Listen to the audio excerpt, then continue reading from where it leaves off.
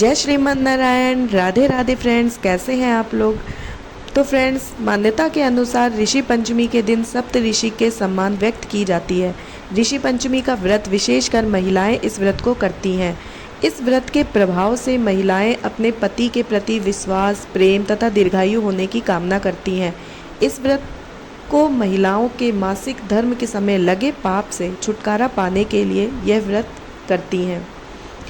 पंचांग के अनुसार इस साल भाद्रपद माह के शुक्ल पक्ष की पंचमी तिथि 7 सितंबर को शाम 5:37 पर शुरू होगी और 8 सितंबर को शाम 7:58 पर समाप्त होगी। इसलिए उदया तिथि के अनुसार ऋषि पंचमी का व्रत 8 सितंबर को ही रखा जाएगा। तो चलिए फ्रेंड्स, सुनते हैं ऋषि पंचमी की व्रत कथा। तो इस कथा को सुनने से पहले हाथ में अक्षत ले लीजिए। ऋषि पंचमी व्रत कथा। एक समय वर्षा ऋतु में जब उसकी पत्नी खेती के कामों में लगी हुई थी तो वह रजस्वला थी। उसको रजस्वला होने का पता लग गया था। फिर वह घर के कामों में लग गई थी। कुछ समय बाद वह दोनों स्त्री पुरुष अपने आयु भोगकर मृत्यु को प्राप्त हुए। जयश्री तो कुतिया बनी और सुमित को रजस्वला स्त्री के संपर्क में आने के कारण बैल की योनि मिली, क्योंकि ऋतु दोष के अतिरिक्त इन दोनों का कोई अपराध नहीं था।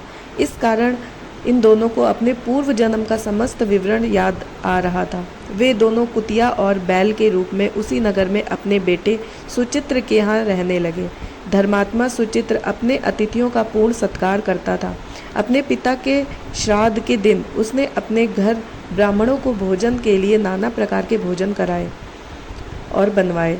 जब उसकी स्त्री किसी काम के लिए रसोई से बाहर गई हुई थी तो एक सर्प ने रसोई की खीर के बर्तन में विष वमन कर दिया।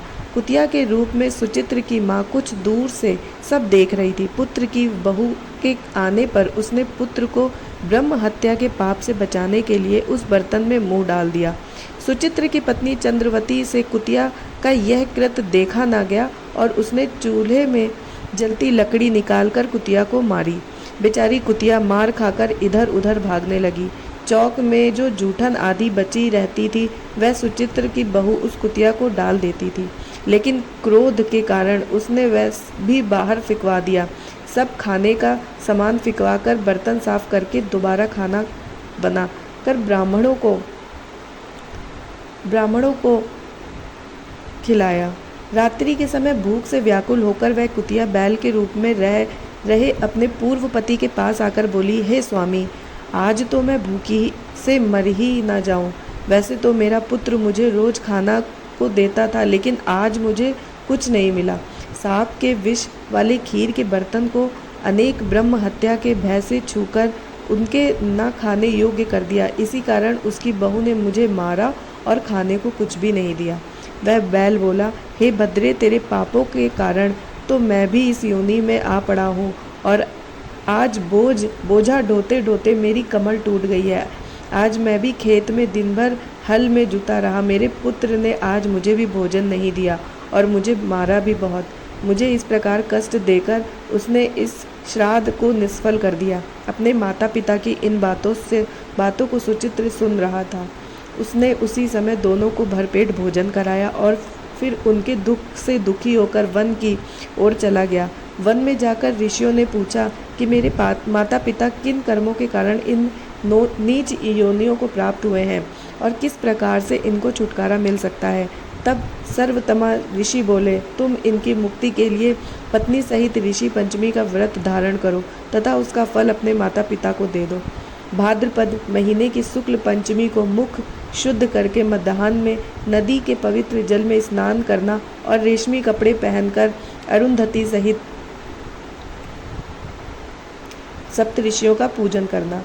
इतना सुनकर सुचित्र अपने घर लौट आया और अपनी पत्नी सहित विधि विधान से पूजन व्रत किया। उसके पुण्य से माता पिता दोनों पशु योनि से छूट गए। इसलिए जो महिला श्रद्धापूर्वक ऋषि पंचमी का व्रत करती है वो समस्त संसारिक सुखों का भोग कर वैकुंठ को जाती है।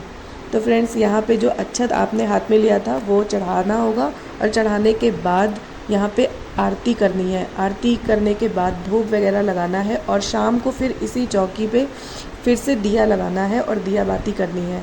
तो फ्रेंड्स, के बाद दिन में जो भी भोग का सामान आप खाएंगे वो भी भोग लगाना है। तो इस तरीके से पूजा को पूर्ण करना है और अगले दिन जो सप्तऋषि मिट्टी के बनाए हुए हैं उनको जल में डाल के रख देना है। तो जल में डालते ही ये मिट्टी के जो सप्तऋषि हैं ये घुल जाएंगे। फिर इनको गमले में या किसी सही जगह पे या किसी पौधे में डाल दीजिएगा। तो इस तरीके से ये सप्तऋषि का विसर्जन भी हो जाएगा। तो फ्रेंड्स आज के लिए इतना ही, मिलते हैं फिर नेक्स्ट वीडियो में। तब तक के लिए राधे राधे, जय Shriman Narayan, take care, bye bye.